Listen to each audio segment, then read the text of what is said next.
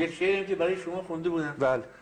یک دهقانی بود، دهقانی نبود، یک تزریخان بود، داشت میخوند برای علی اکبر، لیلا خانی میکرد. بله. زیباترین کلام رو به کار برده بود و من شک کردم از اون شهر، گفتم این شعر با این زیبایی مال اینجا نیست. گفته بود که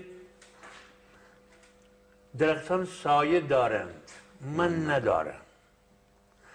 بعد اشتباهی بعد گفته بود که زنان گلخنده دارن. گفتم نه این اشتباهه. این الان قافیه‌اش حاجت فنیه، این از جای دیگه گرفته. من بالاخره در پاشاکی لایجان اینو پیدا کردم، یه خانم اینی میخوند به اینطور میخوند درختان سایه دانند، زبان لایجانی خوند.